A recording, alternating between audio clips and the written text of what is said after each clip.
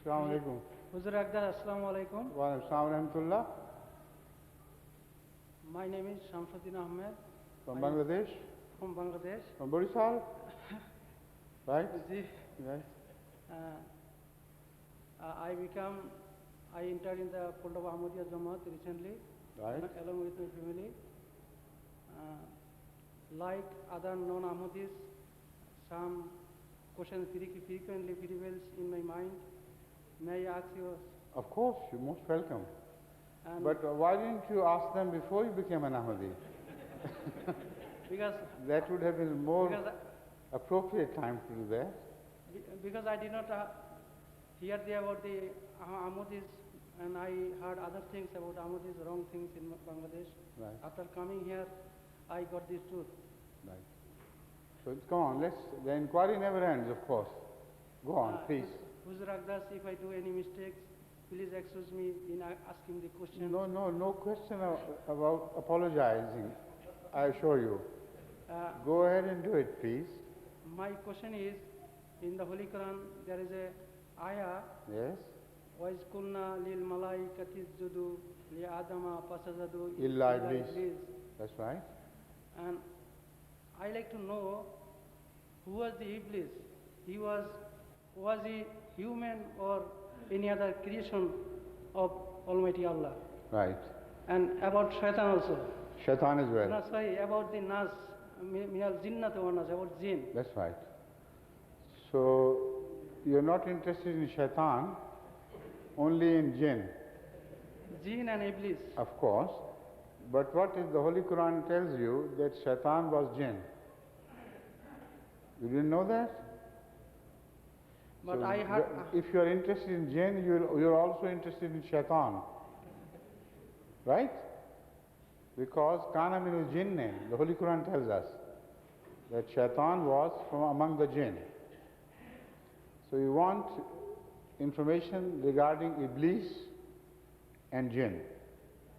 Is that all? Yes, Huzur Okay, Akdas. okay. Please sit down. Wait there until I've finished. Thank you. See, Iblis has been mentioned in the Holy Quran in some places as exactly an alternative to Shaitan. There seems to be no difference whatsoever between Iblis and Ash-Shaitan, which is Satan. And at some places there seems to be some difference. So let's find out why. Sometimes it seems to be one and the same thing, sometimes it appears to be a different thing. From my study of the Quran and Hadith, I have come to the conclusion that Satan is, first of all, a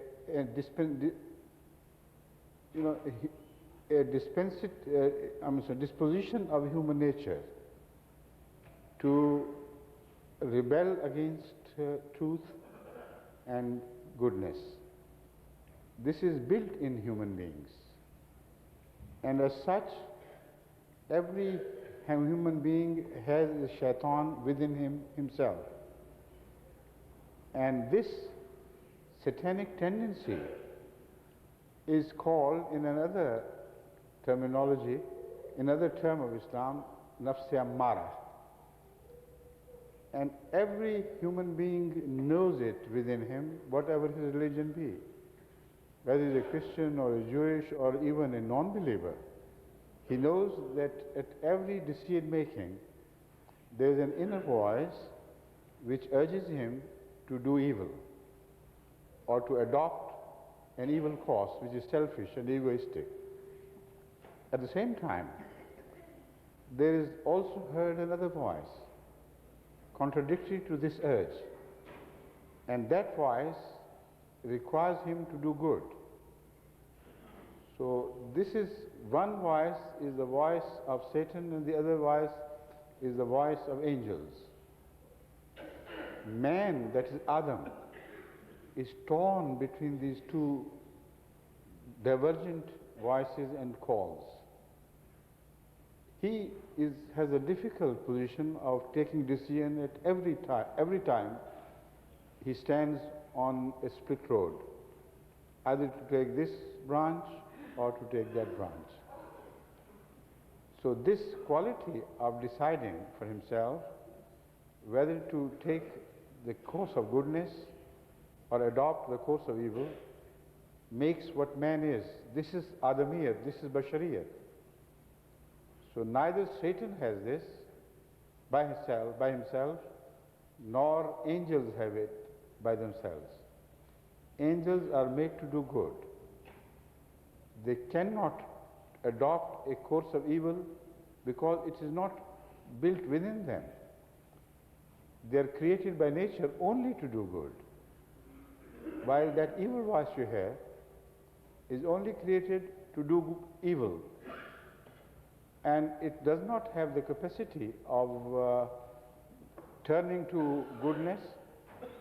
But man between the two, the man who, please sit down and don't disturb the vian, please. The man who is caught within these two divergent voices, he is Adam. So from that angle, when we turn back to the ancient times when God spoke to angels, informing them that he had decided to create a Khalifa on earth, remember that God did not tell angels that he had decided to create an Adam. No Adam is mentioned there. What is mentioned is a Khalifa, which requires that there should be Adams before that decision of God. A Khalifa had to be made from among the human beings. So there the word Adam, in religious terminology, applies only to the first of the humans who had been chosen by God to become his vicegerent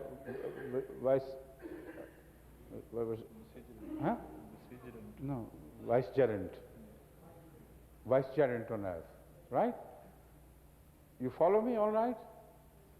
Now, when God appoints someone to represent him, he does it from the humans, neither from the angels nor from the Satans.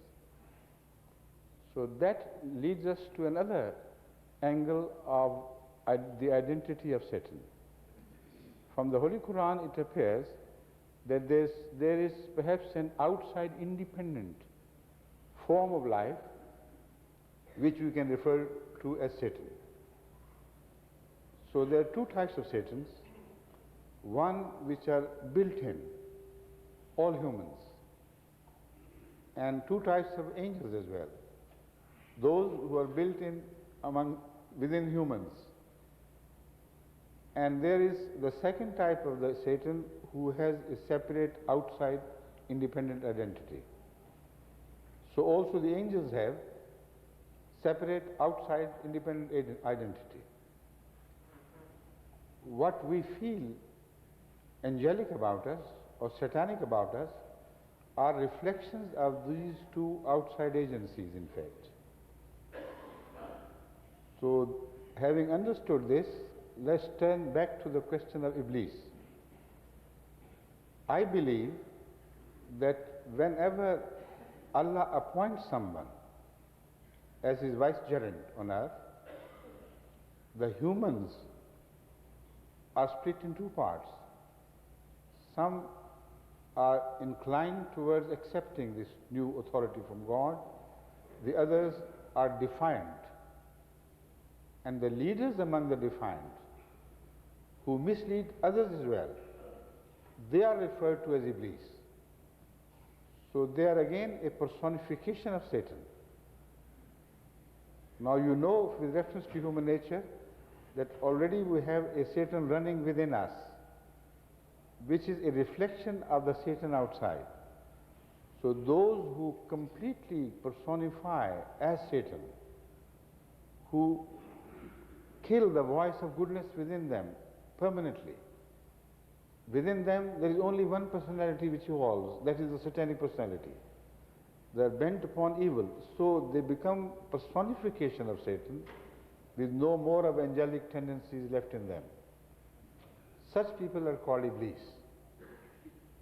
They appear every time a prophet of God comes, and those leaders who oppose the prophets of Allah, who are a repetition of the same story of creation of Khalifa on earth,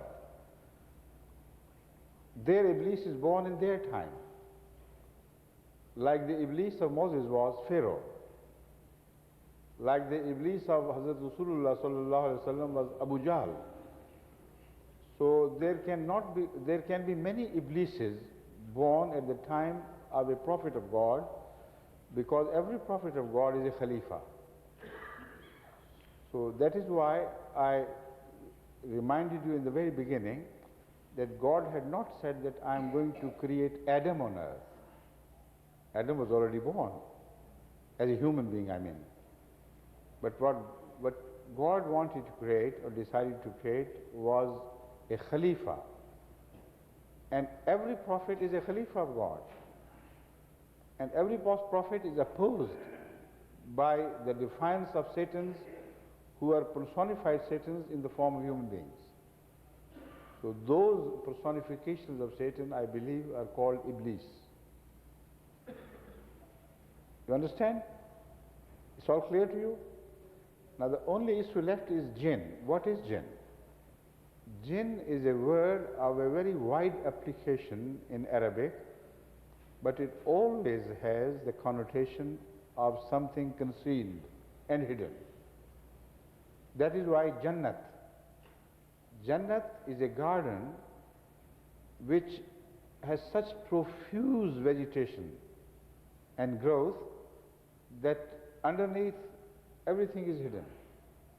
Sometimes you look from the aeroplanes of some tall buildings at a dense growth.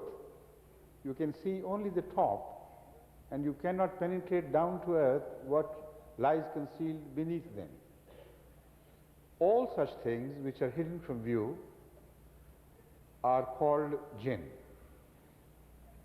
And Hazrat Imam Raghib, who is the greatest translator of the Holy Quran, the words of the Holy Quran, he was a very specially gifted man from Allah. He describes the word Satan as a thing which cannot be seen with naked eyes, with unaided eyes. So anything which has to be seen through conjectures or with the help of some other devices, which is not directly visible, can be called as jinn. Likewise, the bacteria which can't be seen with unaided eye, without the help of microscopes, those are also called jinns. And this is proved by a hadith of Hazrat Rasulullah sallallahu alaihi wasallam himself. And that hadith again is a great tribute to the divine knowledge which he had received from Allah at a time when there was no question of anybody thinking of bacteria and their existence. Hazrat Rasulullah sallallahu alaihi wasallam informed us that we should be cautious in using bones for cleaning ourselves after we attend the call of nature. At that time, material like stones or any wooden piece or earthen piece was used like toilet paper in those days. When people went out to attend the call of nature, it was not always that they could find water, so they helped themselves with anything dry and wiped them with the help of that. So Hazrat Rasulullah sallallahu alaihi wasallam warned them that don't use bones of dead animals because they are food for jinn and they may hurt you. Now, nobody understood the meaning of jinn at that time. Nobody could see bacteria,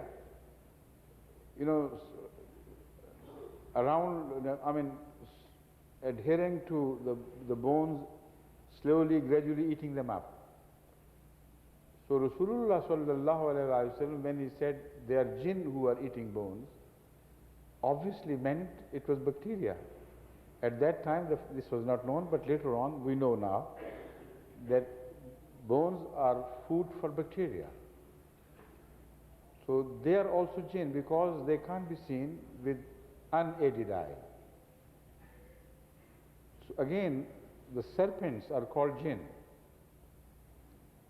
And you know, this is why in the story of Adam and Eve in the Old Testament, you find a serpent mentioned. Serpent in Arabic is called jinn or jan.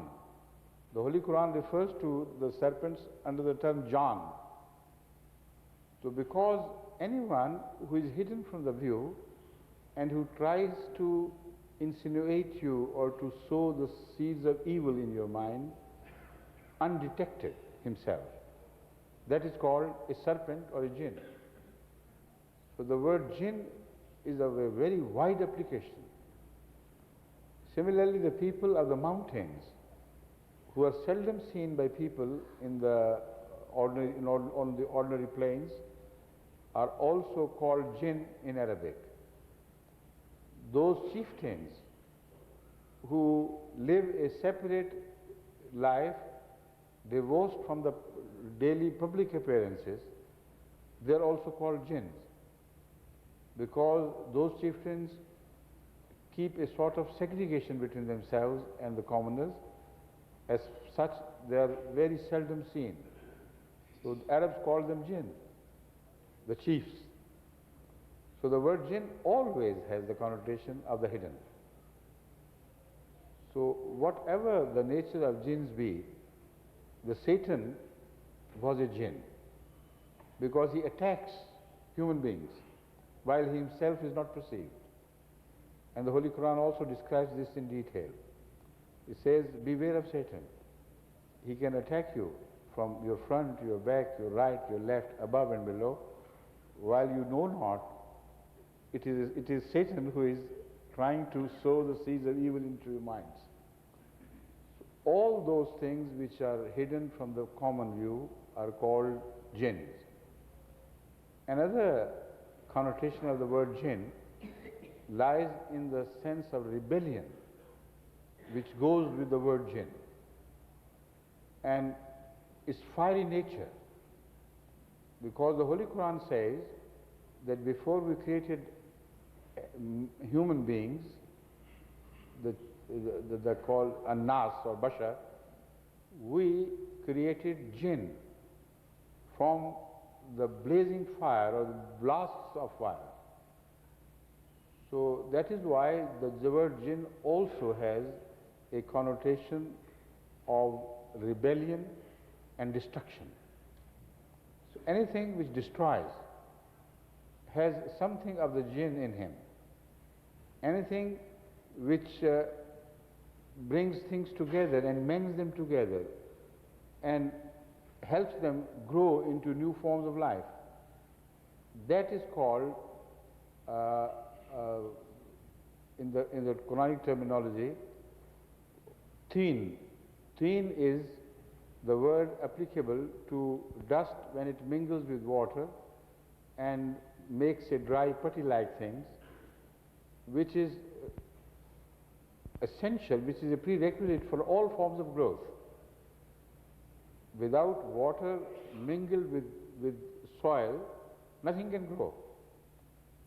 So men were created, human beings were created out of that teen, which have had all the productive qualities about it. And jinn symbolize the destructive quality.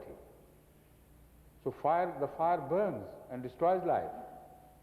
So that is the eternal struggle between the forces of productivity and the forces of destruction, which are symbolized in that old ancient story of Adam and Satan, or Adam and Iblis.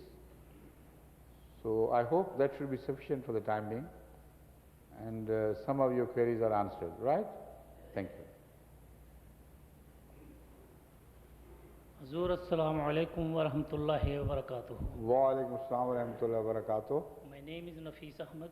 Yes. I have two questions from Surah Rahman, if you permit Are me. you son of Shafiq, Qari Shafiq Sahib? Hafiz Shafiq Hafiz Ahmed. Shafiq, he was also Qari, wasn't he? Yes. Hafiz Muhammad Shafiq Sahib? Yes. Right. I have two questions, if you permit for two. Please begin with the beginning and we'll see. In verse number 18 in Surah Rahman, Allah Ta'ala says, Rabbul Mashriqaini wa Rabbul Maghribain. Maghribain.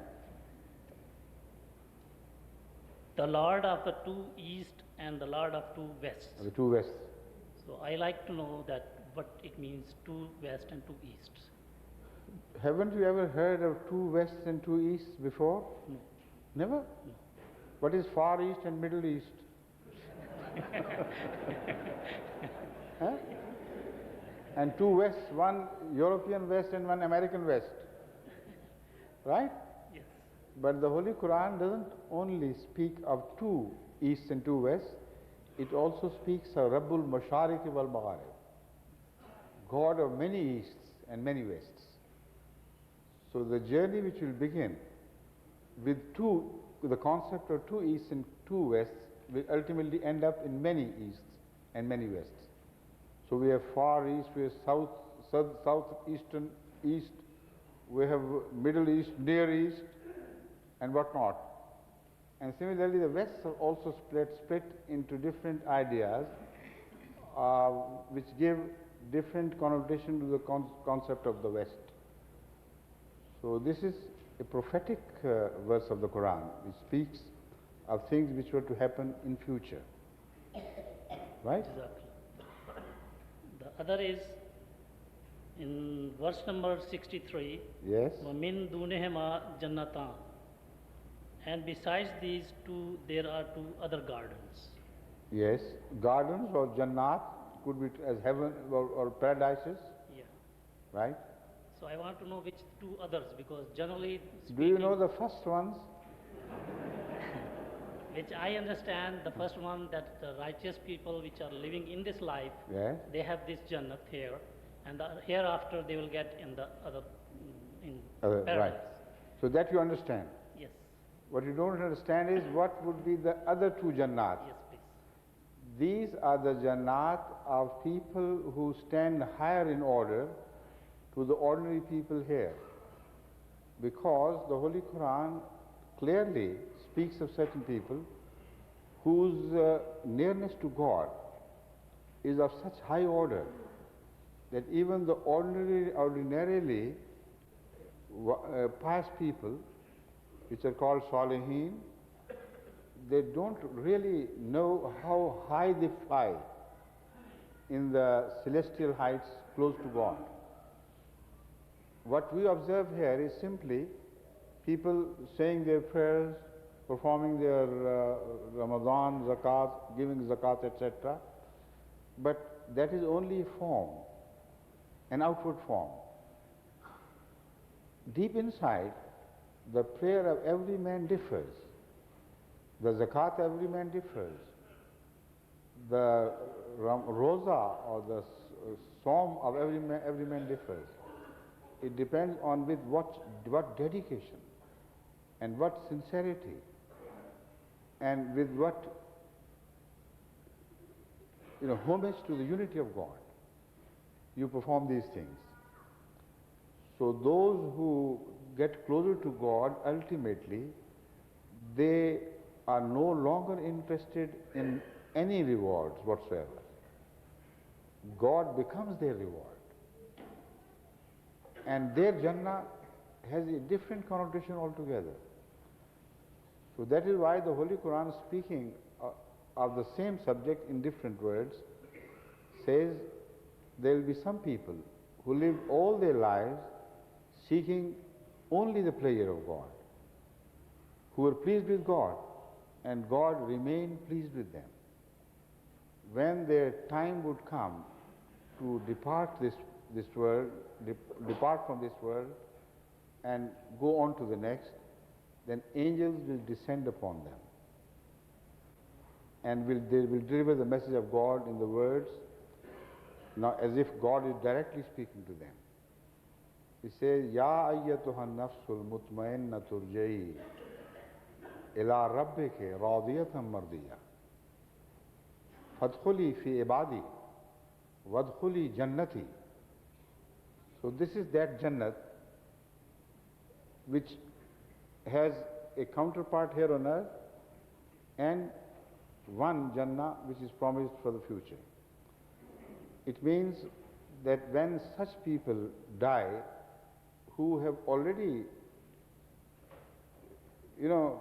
said adieu to their life on earth, who have already started living in another world, because all they seek is the pleasure of God. God will address them, saying to them, Ya ayyatuhan nafsul mutmainna, O ye, O that soul who has reached the ultimate of satisfaction, who is perfectly satisfied. Ya ayyatuhan nafsul mutmainna turja'i ila rabbiki radiyatan mardiya. Return to your God, to your Lord, radiyatan, so that while you are happy, perfectly happy with Him, mardiya, and your God is perfectly happy with you. Udkhuli fi ibadi, enter my servants now into the category of my servants. Wadkhuli jannati, and enter my Jannah. So that is the ultimate of Jannah, which Allah refers to as my Jannah, His Jannah. So Jannat could be of different categories, but if divided in the middle on two planes, this is the meaning of that verse which you just referred to. There are Jannatan, different types of Jannah of which ordinary people have no knowledge. Right? Jazakallah. Thank you. Yes, please. Assalamu alaikum. So my name is Inayatullah Mangla from Detroit. Of course, I Vermont. know you well. How are you? Alhamdulillah. Azur, my question is a follow-up on the first question and even a little follow-up on the second question. MashaAllah. So you have combined the two in one befitting- single question, right? Yes. The Did you book, think of it immediate just now, or it so happened incidentally? both, Azur.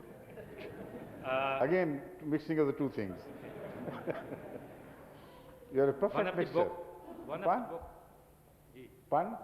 One of the book of Promised Messiah, Islami Asool ki philosophy, was Yes. written almost 100 years ago. Yes. 95, 96. No, 96. 96. 100 years ago. It's most befitting that you have kindly, graciously elaborated on the first stage in your first question, That's right. and partly touched on the second Right. question. Correct. For the benefit of all of us, could you also throw a little more light on the third stage? Which also? is? I don't remember the ordering, Lawama, Mutmainna, and the first was Amara. You See, I just spoke of the last at Mutmainna.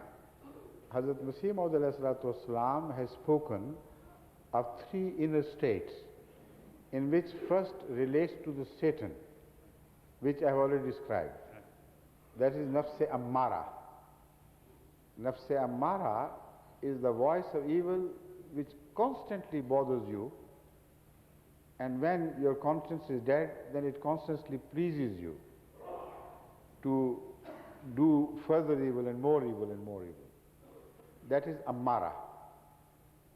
And there is a counter voice, which is the voice of goodness or angels, which is Lawama. Every time you you succumb to the evil urgings, immediately you feel the pangs of conscience. You know deep inside that you have done something wrong. So every criminal knows it better than anybody else, that his journey from lesser crime to bigger crime always passed through these stages. In the beginning, even if he had violated the dictates of God to a wee little bit, yet his suffering for what he had done, his repentance at what he had blundered was immense, was very punishing.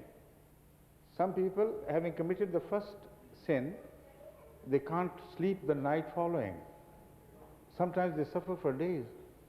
Sometimes they go mad. They think they have, lost the hope for forgiveness.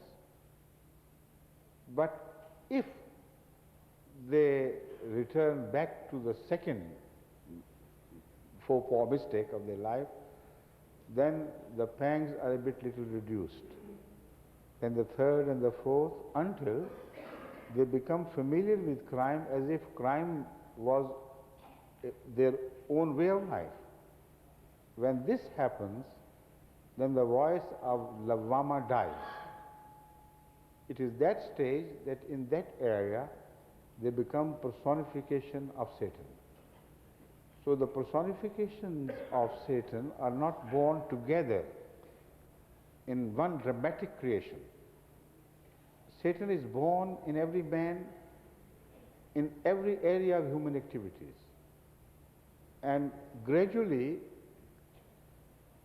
we have our hearts which our hearts are occupied.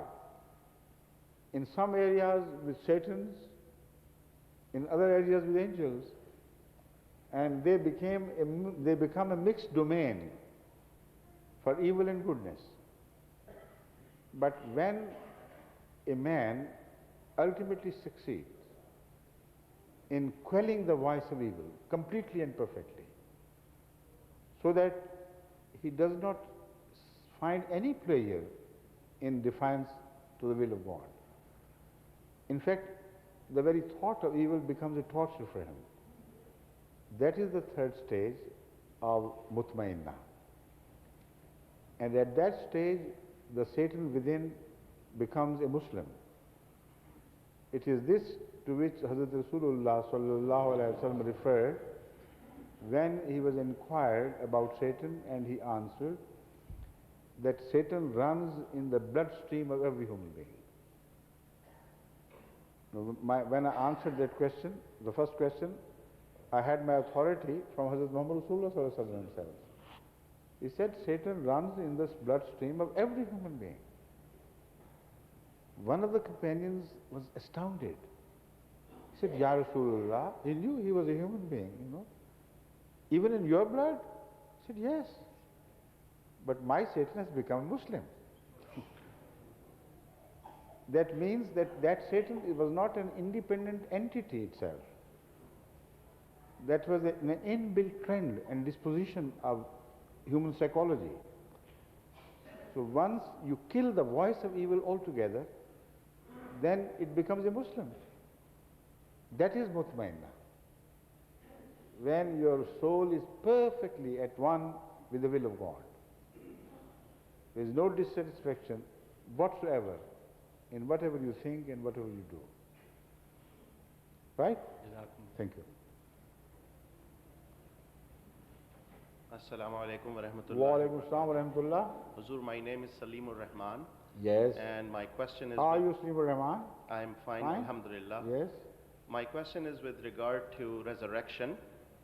In Surah Al-A'raf, verse number 25, in reference to the episode of Hazrat Adam alayhi salam, yes. Allah says that وَلَكُمْ فِي الْأَرْضِ مُسْتَقَرٌّ وَمَتَاعٌ إِلَىٰ So right. Ard is the plane of existence which is explicitly referred to here. Right. Then Allah says that قَالَ فِيهَا تَحْيَوْنَ وَفِيهَا تَمُوتُونَ وَمِنْهَا تُخْرَجُونَ. Right. I emphasize this last phrase, minha tukhrajun, and I combine it in this question with another verse of the Holy Quran, which is in Surah Abasa wa Tawalla. Right. Allah says that summa amatahu fa akbarahu, summa iza sha anshara. So my question is that the outcome or event of nushur, which is referred to with reference to the qabr, which is the abode which Allah assigns to the soul, and most certainly not the qabr which is which is dug on the earth. So the question then becomes, is resurrection with reference to earth as a plane of existence, or is it with reference to that qabr or abode to which Allah consigns the soul? All right. First of all, could you answer me one question, please? Will the resurrection take place before doomsday or after doomsday? I think it will take place after doomsday. After everything on earth is destroyed. Right. So where are the kubur left then? So there will be no more Yes, earth. quite. Jazakallah. Right? Thank you. Anything else, please?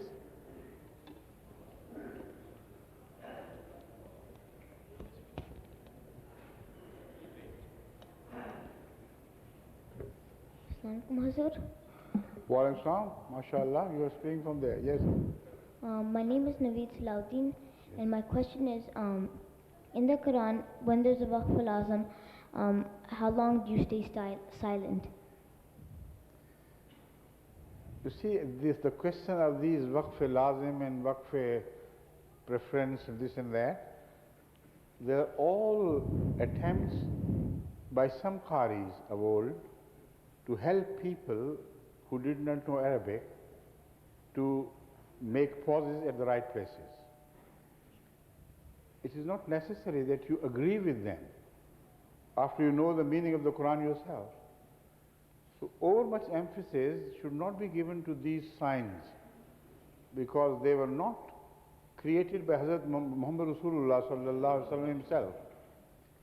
They were added much later in the history of Qiraat and Tajweed, when non-Arab people began to join, and also some of the Arabs who did not know the language of the Quraysh. Their language was different. So to help them pause at the right places and pass on to the other, they invented these signs, meme, waqf, and law, and waqf lazim and all this. If you understand the Quran yourself and you enjoy reading it, drowned in the meaning, it is impossible for you sometimes to stop where these guys would like you to stop. You have to run on to complete the meaning born in your mind with reference to the same verses. And at other times, you stop at a place where there is no waqf, no stop at all. Because it is there that the inner urge rises from you to stop and enjoy the beauty of that verse. All that is valid. Only the very beginners can benefit from these signs to a little degree, but not too much. Now the proof of this can also be shown from the various prints of the Holy Quran in the Arab world. In some of the prints you find these signs, and in some of them you do not find those signs at all. In Saudi Arabian publications, you do not find the signs of la, la, la at every verse of Surah An-Nas, for instance, or Qul A'udhu Rabbil Falaq. It just runs on and it leaves to the reader and his player to make his own stops or to decide to run on. So this is the significance of these things. Don't pay over much attention to these things. Try to understand the meaning. If you don't, then you can blindly follow these signs if you please. Thank you.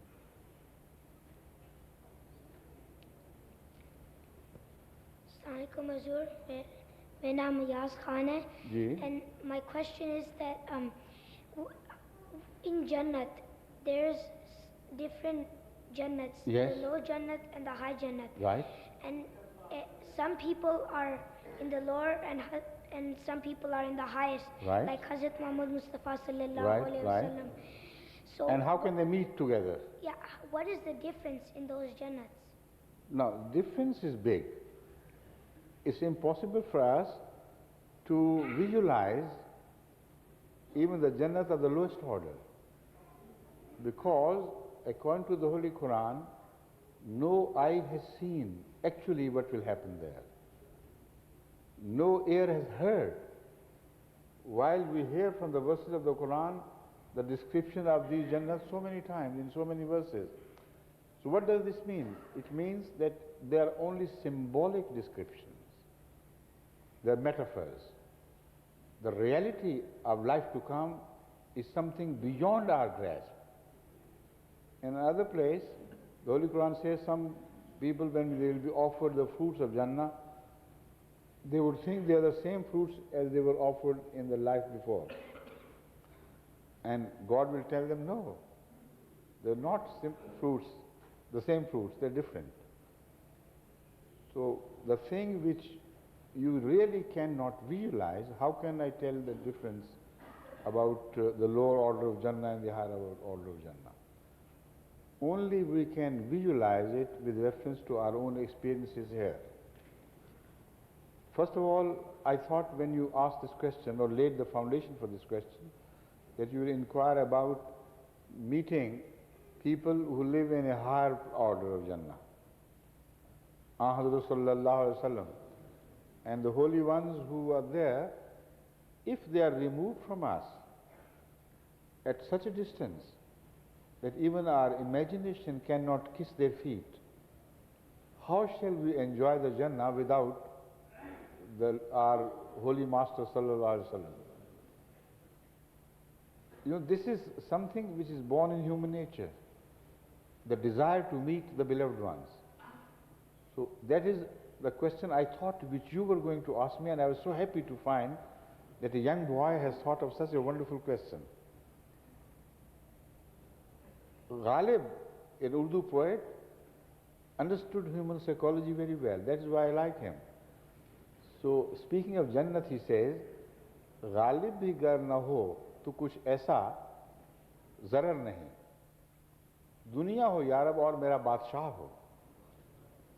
Jannat is that Jannah which is occupied by that king, that sovereign which he loves. So if that Jannah is empty of Hazrat Muhammad Sallallahu Alaihi Wasallam or Masih Maud Islam, of all the good people which we can imagine, which we have fallen in love with, what shall we do there? You know, loitering here and there under the shades of trees and drinking a pure sort of wine and eating honey all the time in our lives. Or milk for a change, maybe. What a boring Jannah that would be. Because life here on earth is made a Jannah with the nearness to those we love. That is the ultimate of Jannah.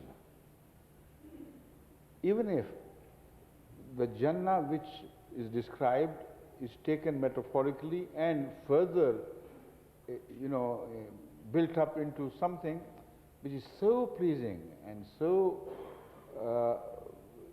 appeasing, so in accordance with our desires, even then, if you don't find the loved one, that can turn into a hell.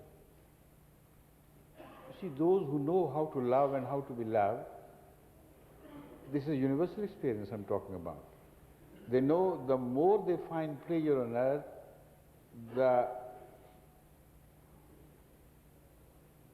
the loved ones which are not there are missed the more. And the pleasures turn into punishment. So if that is the Jannah, which is empty of the most beloved of our holy masters, what sort of Jannah that would be for us? So first that part of the concept of Jannah has to be resolved. And this can be resolved through our experience here on earth. Hazrat Muhammad Rasulullah Sallallahu Alaihi Wasallam moved here on earth in the streets of Mecca and in the streets of Medina together with others. There was Abu Bakr, there was Umar, there was Usman, Ali and so many others, and they were also munafiqeen. They shared the same streets, the same air they breathed, the same sort of food they ate, yet they lived different lives. Even when they said prayers, their prayers were not alike. So once Hazrat Rasulullah sallallahu alaihi wasallam referred to the prayer of Hazrat Abu Bakr and said, when he prays and when you pray, don't you think that both pray so it's all the same, one and the same thing? There is a difference of 70 parts between your prayer and that of Abu Bakr. Now imagine the difference of the prayer of Abu Bakr and Hazrat Muhammad Rasulullah sallallahu alaihi wasallam. So here we have already observed that meeting each other is not contrary to the vision of a Jannah which has different orders. Here on earth, these people lived with their own Jannah in their hearts and minds of a completely different order. Yet, as far as the physical contact is concerned, it did not stand in the way. So I believe, and I hope I'm right, that in the Jannah we'll be able to see all who we love. It's not a question of I hope I'm right. I know I'm right because Hazrat Muhammad Rasulullah sallallahu alaihi wasallam has already explained this to us. Once a companion of Hazrat Muhammad Rasulullah sallallahu alaihi wasallam asked him if ever he will be able to meet him in the hereafter, and he said, I am not a very pious man, but only I have one thing to my credit, I do love you. And the answer was, you will be in company with those whom you love. So the same thing which I explained earlier, nothing can be turned into a heaven on earth unless your loved ones are with you. And you have lost them. Then there is an emptiness. And sometimes the prayer becomes a torture. I can quote an example from the life of Hazrat Aisha Siddiqa radhiyallahu ta'ala anha. You know, in the olden times, during the lifetime of Hazrat Muhammad Rasulullah sallallahu alaihi wasallam, the life was very simple and coarse. Even the flour was ground in a sort of makeshift arrangements, you know, beaten with on slabs of stones with other stones, mixed with, you know, some particles of sand, etc. And that was the coarse, we call it atta, but the flour with which the breads were prepared in those days. And sometimes it was made of oats, not of wheat, and the oat flour was rather coarse in quality. During the lifetime of Hazrat Rasulullah sallallahu alaihi wasallam, finer grinding mills were not invented as yet. Or if they were invented, they had not reached Arabia. After Hazrat sallallahu alaihi wasallam, inventions from all over the world started reaching the world of Islam, the center of Islam. So also the new grinding mills were introduced to the Arab world. The first time the Sahaba had access to this fine flour, they thought of presenting Hazrat Aisha with the first piece of bread made out of that. And they did. As she started eating it, that mouthful couldn't pass in, couldn't be swallowed by her. It stuck in her throat. And she started crying. Everybody was amazed who was around. Her maidservant wondered what had happened to her. He said, "Oh lady, the finest of flour is provided to you in the form of this bread, which you had never tasted before. So instead of swallowing it smoothly as it is made to swallow smoothly without any difficulty, it has got stuck in your throat. You can't eat. You're crying. Over what?" He said, I'm crying because Muhammad Rasulullah is not here.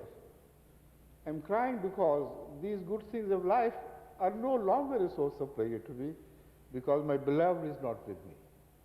See? This is how I'm demonstrating to you what I claimed earlier, that the Jannah is a very changeable, variable thing. It is not the name of superficial things or material circumstances. It is something which lies deep inside the soul. It is an attitude of soul which decides whether something is to be treated as Jannah or is to be treated as hell. So the nearness of the loved one is all important. This is why Hazrat Muhammad Masih has observed something which people at ordinary level simply cannot understand.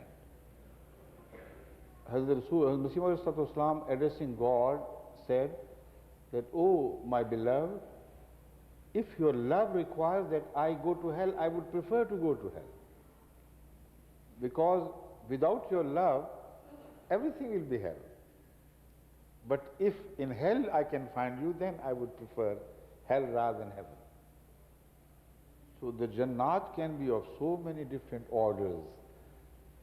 The decisive question, which Jannah will be of higher order and which will be of lower order, will turn on one's love of God and godliness, one's love of Hazrat Muhammad Rasulullah and other prophets of Allah.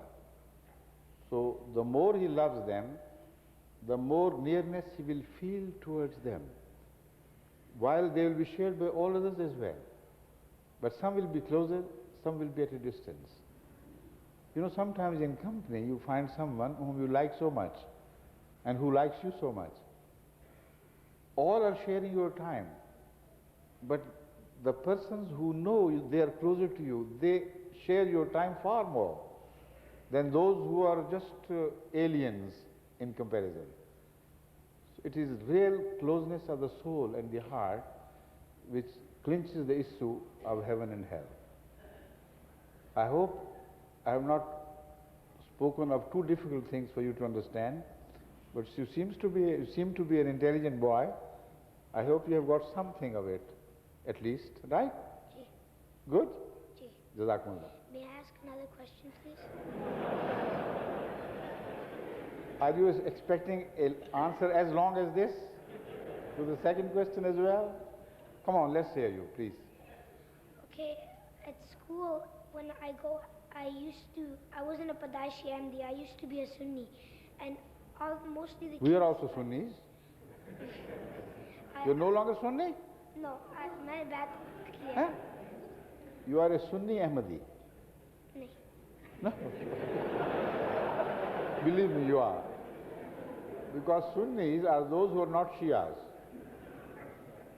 So Ahmadis lie in the general, denomination of the Sunnite.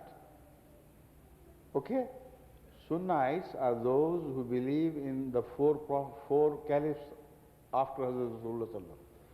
This is a loose, broad description or definition of the word Sunni. So as such, you are still a Sunni, but an Ahmadi Sunni. Right? Thank you.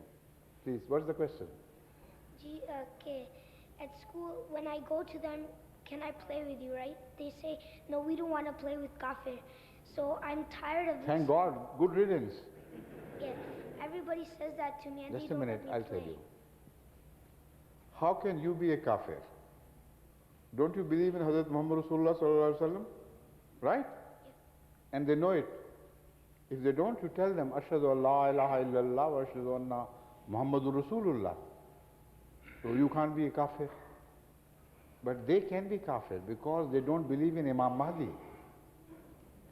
So if you do not believe even in one of Allah's messengers, you become a kafir. This is the definition of the word kafir, on which all the ulama agree, because this is the fundamental of Islam. La nufarriqu bayna ahadin min rusulih. We do not differentiate between any of God's prophets. You can ask them, I say, will you remain a believer in Hazrat Muhammad Rasulullah sallallahu alaihi wasallam if you do not believe in Jesus Christ, in Moses, or in other prophets of Allah? Do you know what the answer would be? No. So you can ask them, if Imam Mahdi comes and you reject him, how could you be a believer in Hazrat Muhammad Rasulullah anymore? So if there is anyone who is to be entitled as kafir, they are, because they reject the Imam Mahdi. They cannot call you a kafir. Not justifiably, I mean. But they can say, you are mistaken in believing in someone to be the Imam. So that is not kufr. That is a case of mistaken identity. But those who deny in an Imam appointed by God, they are the ones who become kafir. Okay? Understood? Jazakumullah. अस्सलाम वालेकुम। Wa alaikum assalam wa rahmatullah. मेरा नाम लतीफ़ चौधरी है। Ji. I have to ask you a question, and the question is, I'm sure the days are coming closer when both Qadian and Rabwa will be free and will have access to both these cities. Inshallah. What would be the positions of Rabwa with respect to Qadian or vice versa in that case? Would the seat Has of your Am- question not been answered already by the early history of Islam? Yes, it did. Huh? Yes. So why are you asking it? No, but I just want to know, because in the Islamic history, Mecca was the seat of Islam before. That's and right. then after the migration, Medina remained the seat of Islam. So would that be the same situation with Qadian and Rabwa? We know with reference to the past that happened. Right? Yes. And this was decided by Hazrat Rasulullah sallallahu alaihi wasallam himself. Right? Right. So the decision is already made. The decision is already made. His hometown, where he was born, where he lived all his life, and most part of his prophecy, Nabuwat, he left it behind because he was once turned out of it. He returned with victory, but returned to the place of his migration, where people had accepted him with open arms. So out of gratitude to them, he returned to the original, to the place of his, shall we say, shelter, which offered him shelter. So why shouldn't it happen again? But I don't know what may happen, because things sometimes change. The circumstances of the time when this would happen would decide. Understand the point? Now the Meccans had ultimately succumbed to the victory of Islam. As such, the choice lay with Rasulullah sallallahu alaihi wasallam, either to remain there or not to remain there. Now, if Pakistan becomes Ahmadi, then the question will be whether to live in a country which has a majority of Muslims, Ahmadi Muslims, or in a country which still has the majority of non-Muslims. So the decision of Hazrat Muhammad Rasulullah sallallahu alaihi wasallam will automatically apply in that case as well. But if we return in a different situation, so we don't know whether that decision will be applicable or not. Right? Thank you. Ask you another question, sir? I think you are intent upon doing it, so go ahead and do it. My question is with respect to Surah Rahman. It says, "Kullu man alayha fanin wa yabqa wajhu rabbika zul jalali wal ikram." Right. Fa bi ayyi ala'i rabbikuma tukazziban. Correct. In the last verse, he says, "Tabarakasma rabbika zil jalali wal ikram," but it does not follow with the other verse. What's the reason for that? Huh? After every verse, it is فَبِأَيِّ آلَاءِ رَبِّكُمَا تُكَذِّبَانِ. But in the end, it does not repeat. The end words. فَبِأَيِّ آلَاءِ رَبِّكُمَا Yes. تُكَذِّبَانِ is not there. In the conclusion of that surah. Is that right? This is what you want to know? No, I want to know why this surah does not follow فَبِأَيِّ آلَاءِ رَبِّكُمَا تُكَذِّبَانِ. Repeat the verse and the answer will be found there in the same verse. Recite it again. كُلُّ مَنْ عَلَيْهَا فَانٍ وَيَبْقَى وَجْهُ رَبِّكَ ذُو الْجَلَالِ وَالْإِكْرَامِ. When everything is finished and gone with, and God alone remains, who will answer the question? Everything has come to an end. So that story of the world is over, finished and done with.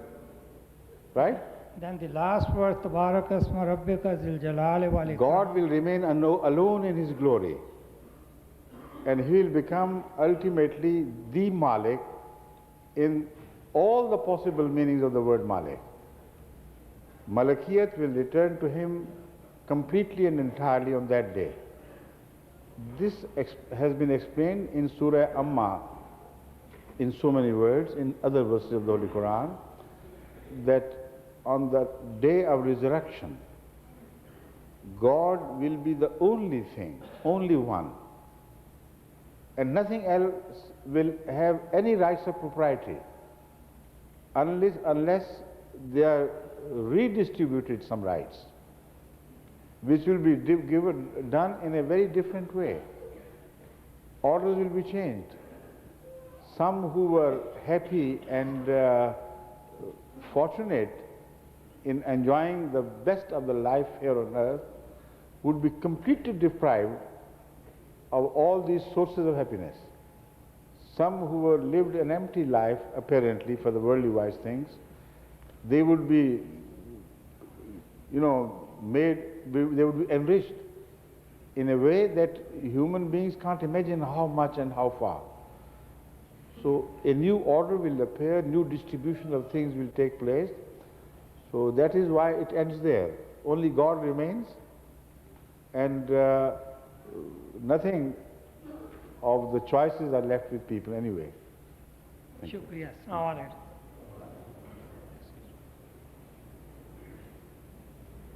Assalamu alaikum, Huzur. Assalamu We alaikum. have received some questions from the ladies. Right.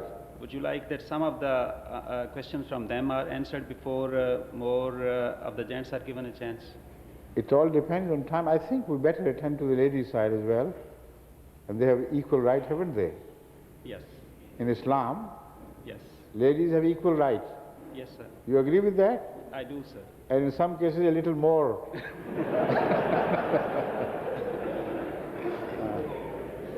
Please. The first question is from Ismat Sara Mangla Sahiba. Yes. She says, I am granddaughter of Professor Nasir Ahmad Khan Sahib. Right. I am of the Detroit Jamaat. Yes. As a high school student, some of my friends deny the existence of God Right. because of all the unnecessary suffering of the innocent people in the world. Right. They rationalize that no compassionate God would allow such travesties to occur. Would Huzur... Why don't they believe in a cruel God then? See, this question is unevenly balanced. The issue of the existence of God does not hinge upon His being compassionate or otherwise. The issue should be decided on other grounds altogether. Whether we find the positive signs of a creator in the plan of the universe, in the very design of human beings, in every part of human organ, could we attribute all this or relegate all this to a game of chance or not? It is this which is the right course of trying to settle the issue of the existence of God or otherwise. But the question of His being compassionate or otherwise does not arise until His identity is established. If somebody is not compassionate here, could you deny His existence? only you change your view of him. So the question is wrongly placed. They have only one right, that is, that why do you call God to be compassionate? We think he is a cruel God. That question will have some validity then. Only superficial, of course, but some. So the conclusion drawn from this, from the existence of suffering, is absolutely wrong and it's illogical. Moreover, the issue of suffering cannot be treated separately from the issue of pleasure and happiness. The issue of advantage cannot be observed in separation from the issue of disadvantages. There are two poles which coexist. One cannot exist without the other. So none on earth can change the scheme of things here on earth. Remove the suffering and the entire evolution will return back to its origin and stop there dead.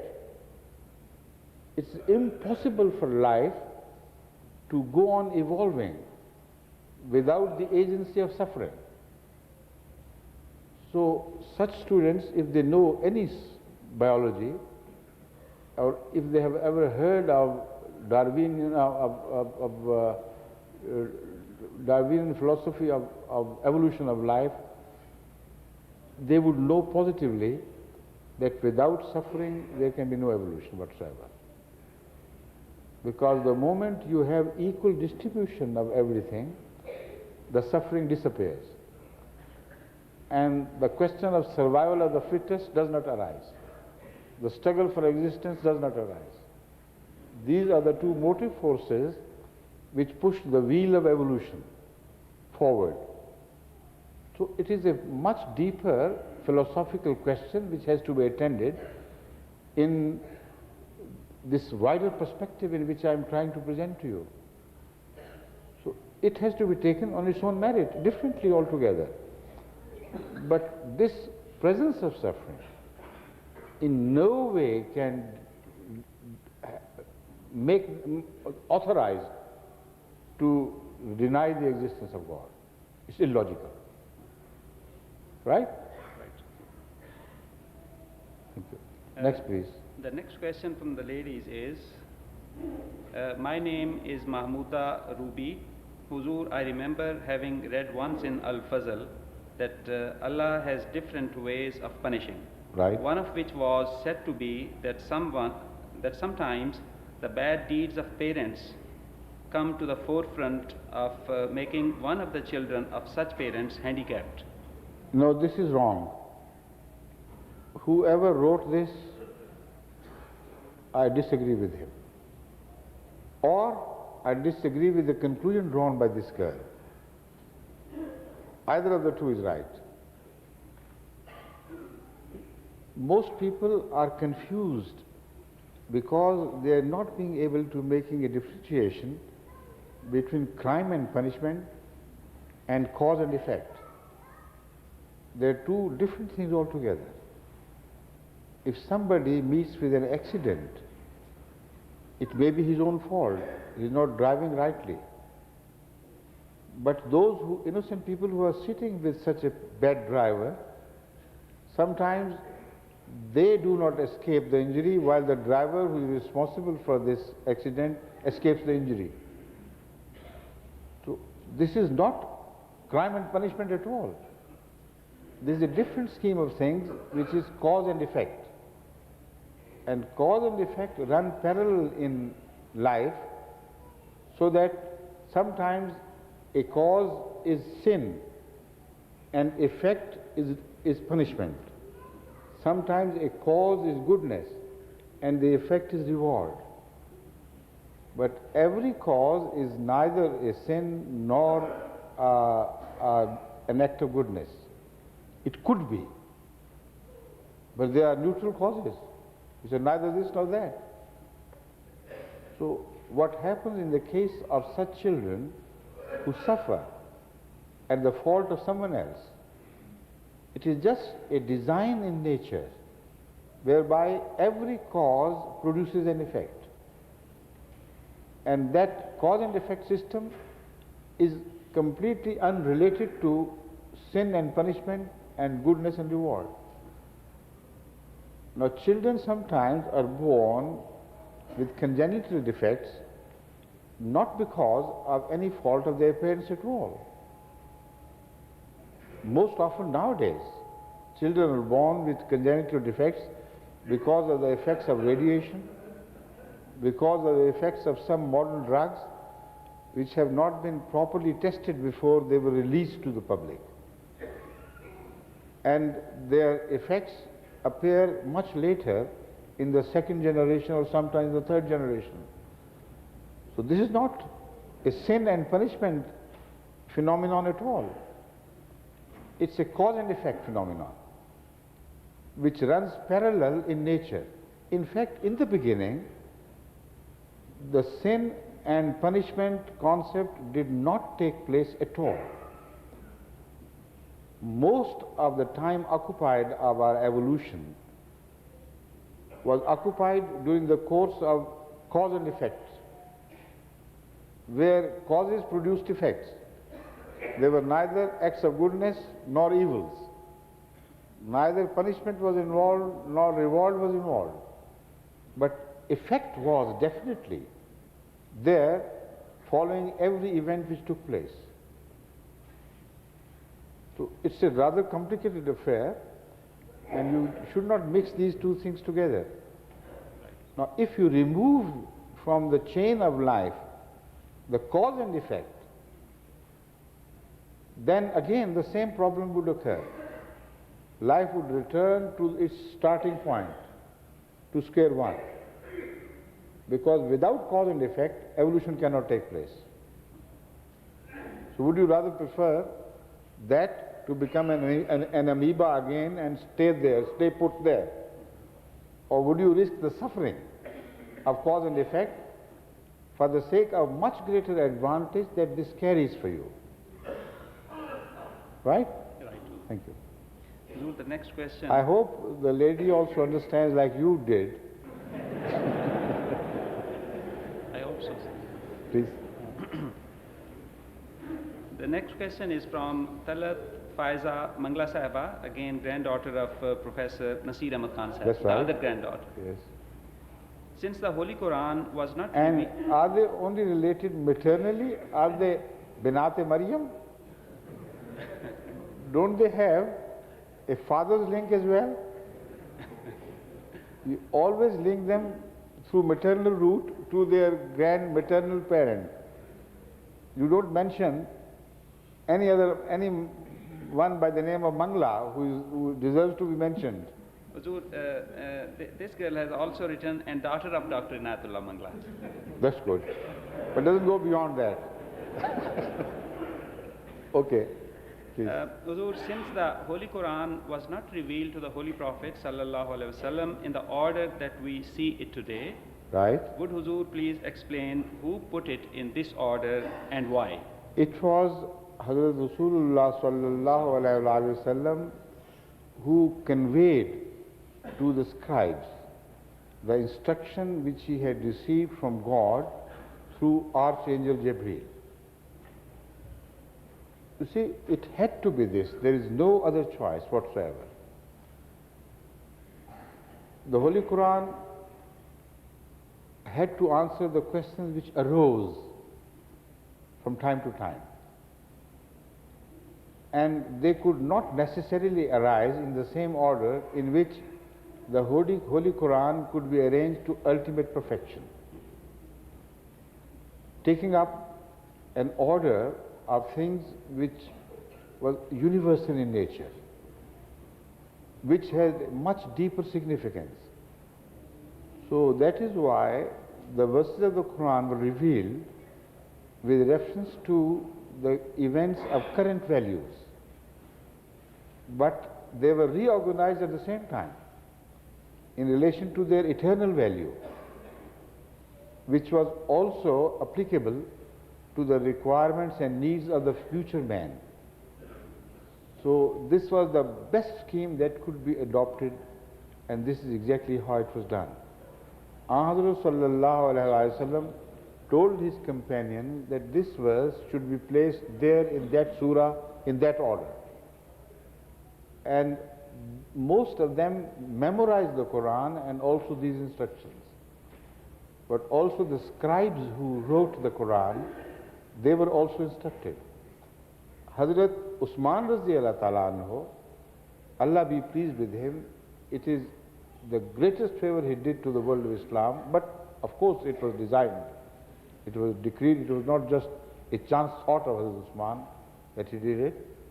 But what he did was, while those Sahaba were still alive, those scribes were still alive, who had received these instructions from the lips of Hazrat Muhammad Rasulullah sallallahu alaihi wasallam himself, he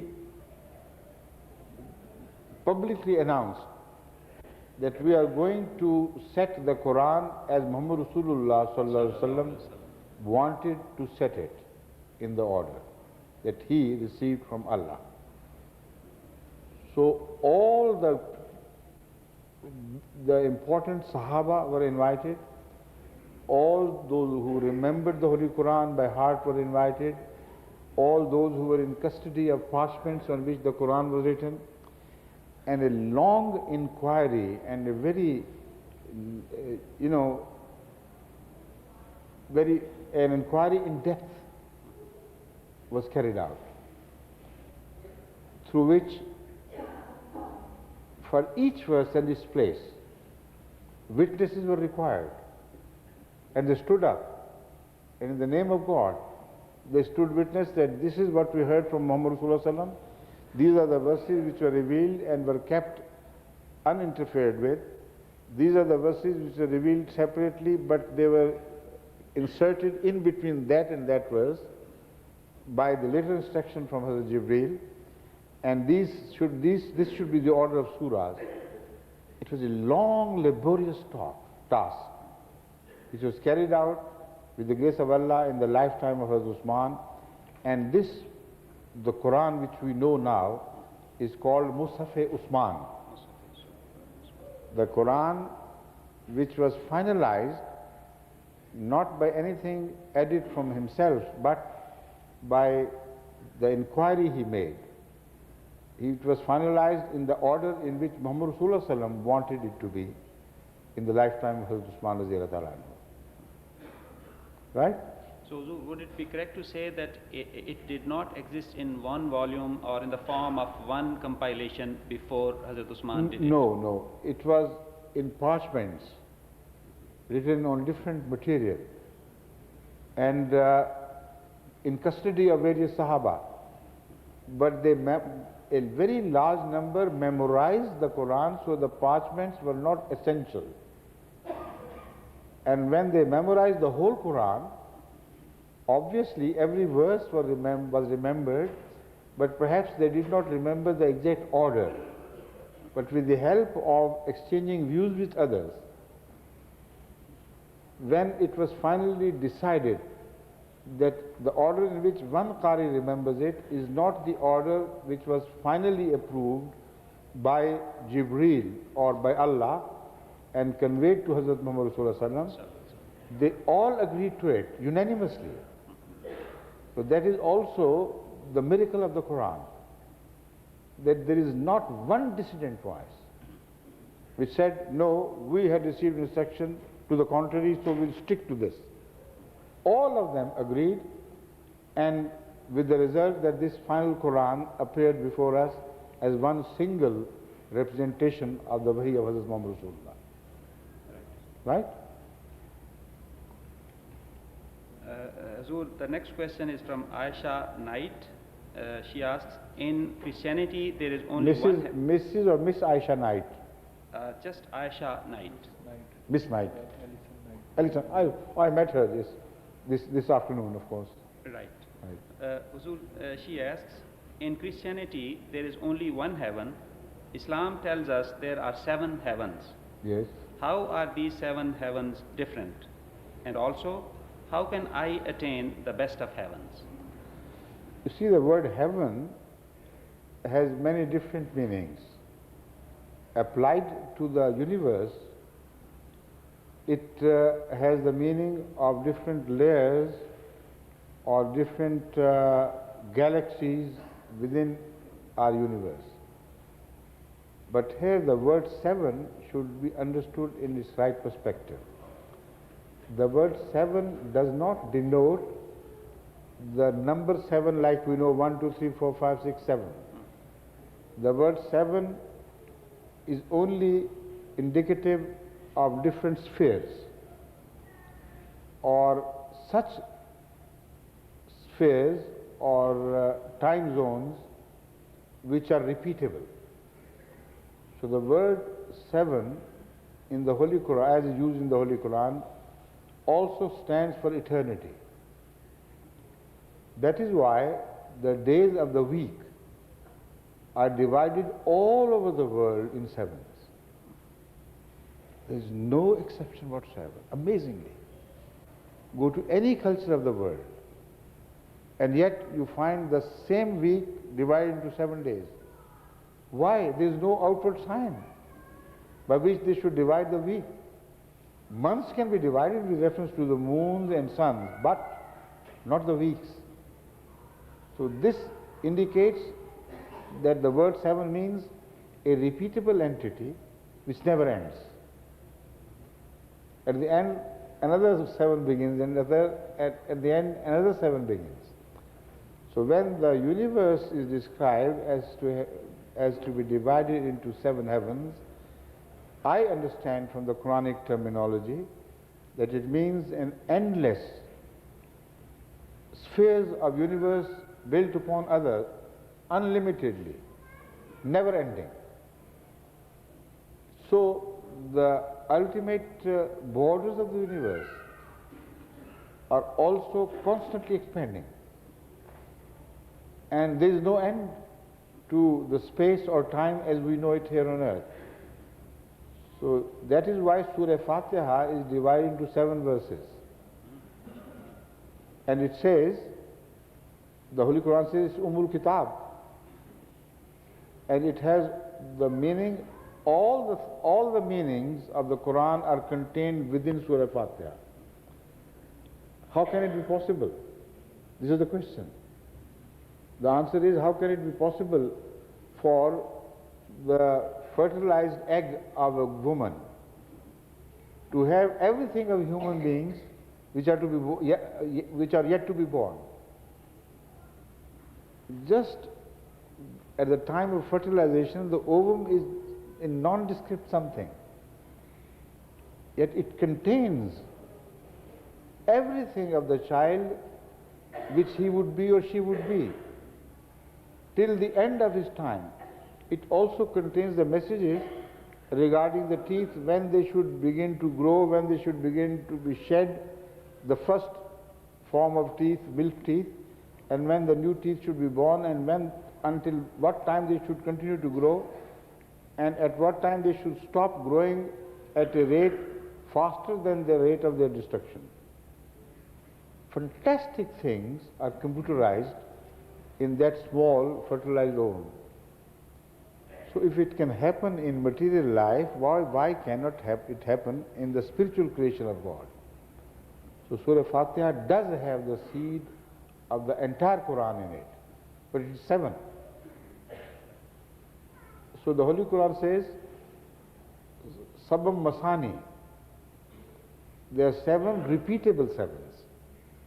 So the same concept of the week, which is repeatable, the same concept of the universe, which is divided into heavens which are repeatable, also applies to Surah Fatiha. You understand? Yeah. So the word 7 it is, wherein lies the key to the question. Heavens are unlimited in fact. They can't be numbered into 1, 2, 3, 4, 5, 6, 7. But the word 7 also has the connotation of ultimateness.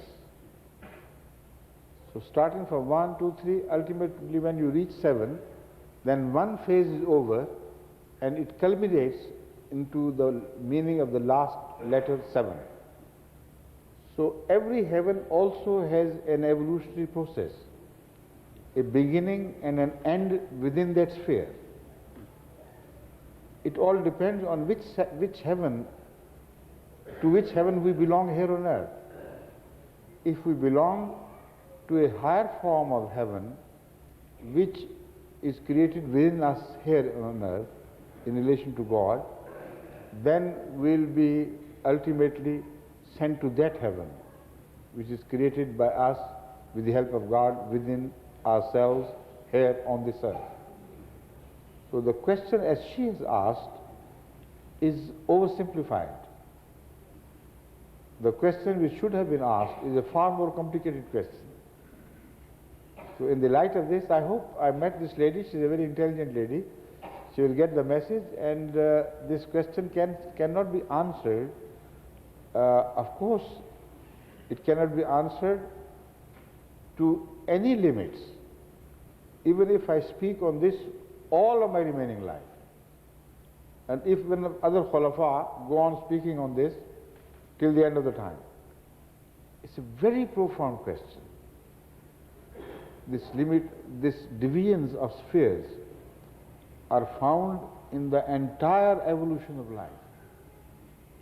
And when they come to culmination, when a certain set of values ends somewhere and a new set of values takes root from there on, it's a fantastic story, unlimited story, which is impossible for man to cover. But she should understand that the question she asked is a very profound one. Thank you. Huzur, at the end she has asked, how can I attain the best of the heavens? You see, it all depends on her constant struggle to rise. It all depends on Allah, how much capacity He has given her to understand in depth the spiritual values, and how far capacity God has given her to get attuned to those spiritual values she begins to understand. Now, this is a journey of the lifetime and beyond. If we start our journey into the exploration of spiritual values, and after understanding them, having a better grasp of them, we begin to acquire them. It's a journey of the lifetime. When it will end, Allah knows best. I don't. So she is asking the wrong person this question. Man does not know answer to this, because the life and death are in the hands of Allah alone. Whenever He terminates a life, at that moment in time, whatever of heaven she has already achieved will be her heaven.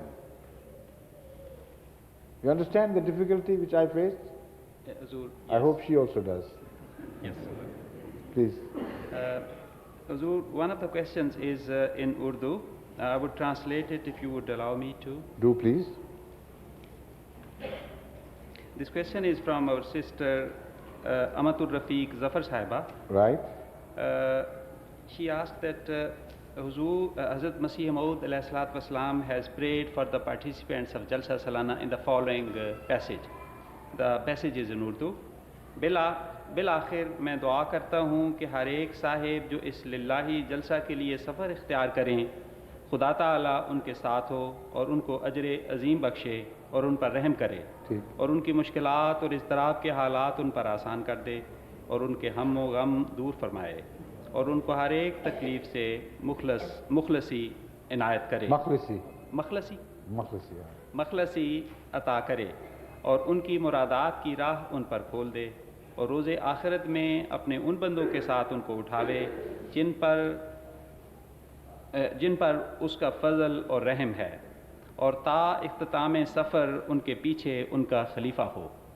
She has underlined the last sentence और ता इख्तिताम सफ़र उनके पीछे उनका खलीफा हो, and she asks, हुजूर इस आखिरी जुमला का क्या मतलब है? What is the meaning of the last sentence? I think it's very apparent. I mean, Khalifa has the general meaning of someone who officiates in the absence of someone else. So, if God takes over when somebody is absent and takes care of everything which he would like to have been taken care of, then God becomes virtually the Khalifa of that person.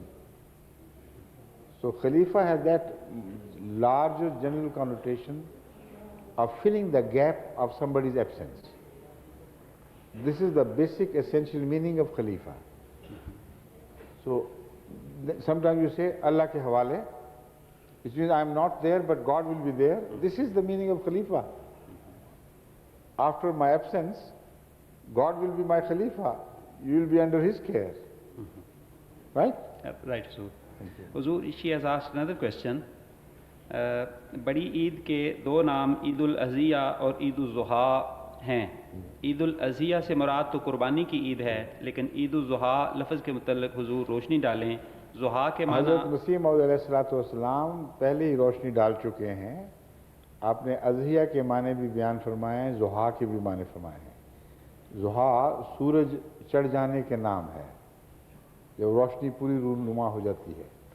तो इस पहलू से हज़रत मसीह मौऊद अलैहिस्सलाम की तफसीर का मुतालिया करें, जो छपी हुई है बदर वगैरह में भी और मलफूजात में मिल जाएगी.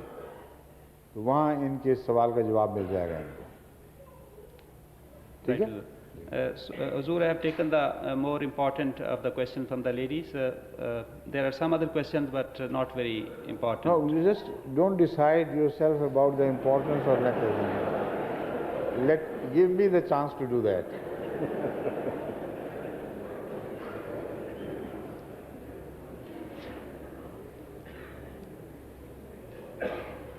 Huzur, the next question is, Bani Israel kaun the? Who were the children of Israel? Right. You see, Israel was the title of Hazrat Yaqub, son of Hazrat Ishaq. And the children of Yaqub are called the children of Israel. So the 12 children, 12 sons, gave birth to 12 nations. And all the progeny of Hazrat Yaqub or Hazrat Ishaq from Hazrat Yaqub are called Bani Israel. Huzur, the next question is, क्या Hazrat Ishaq alayhi salam और Hazrat Ismail alayhi salam Hazrat Ibrahim alayhi salam के बेटे थे? Were Isaac and Ishmael sons of Abraham? Yes. Yes? Huzur, next question is, Banu Ismail को कौन सी खूबियों की बिना पर नबूवत मिली? What were the values for which they were bestowed the prophethood? What were the values of Banu Ishaq? Huzur, Banu Ismail. No, I am asking my question now. It seems that the lady has understood the value why Banu Ishaq was chosen to be granted prophethood, and she doesn't understand only in case of Ismail. So this question is taken from where it should not be taken. Without building the ground floor, you can't build the first floor over it. First, she should answer the question herself, whether she understands why Banu Ishaq were granted prophethood by God, and if she determines those values, she will also understand the values of Ismail. Right? Right, Huzur.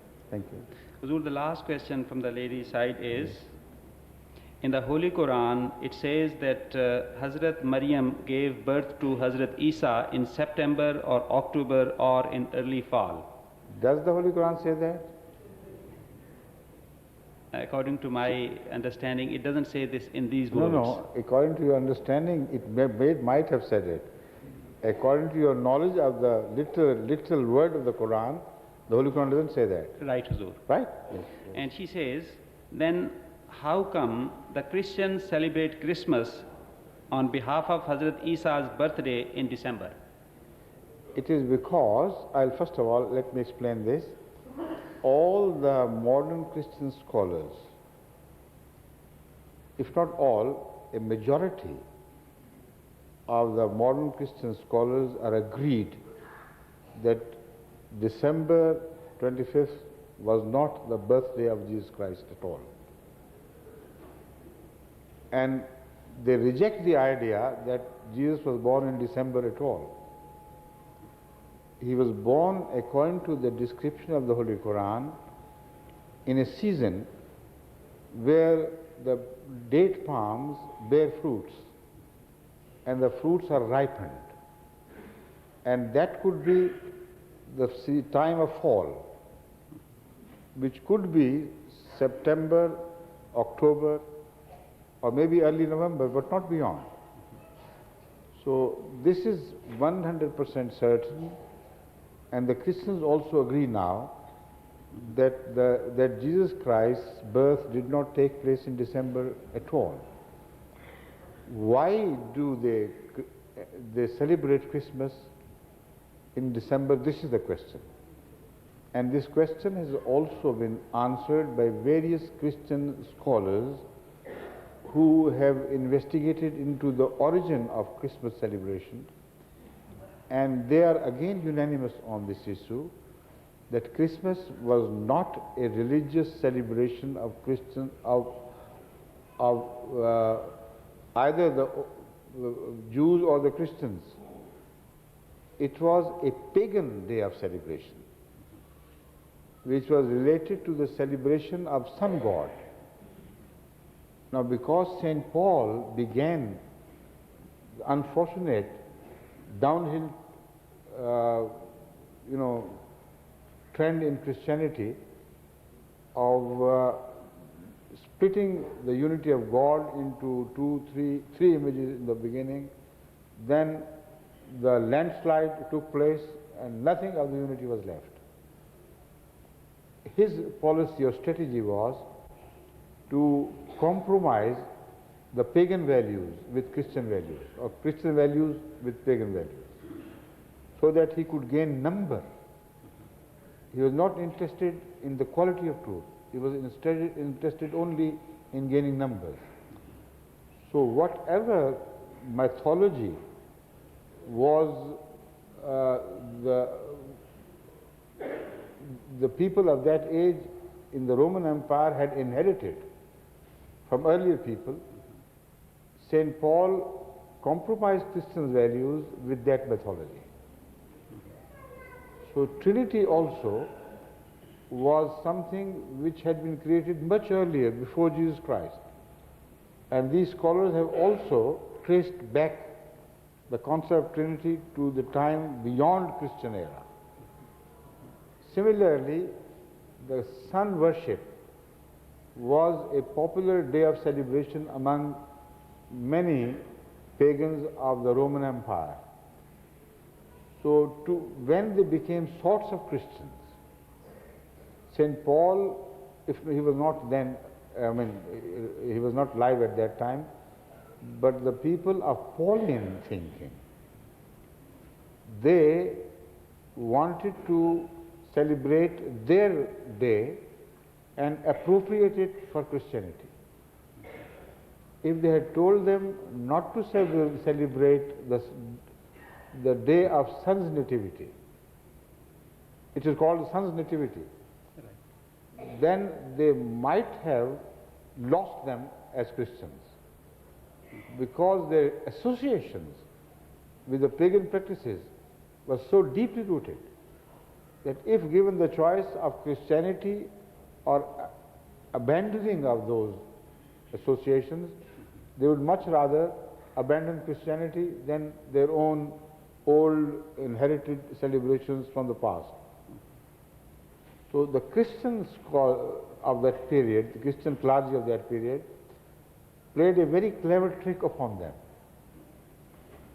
They said, celebrate this day, but call it the Nativity of Jesus Christ.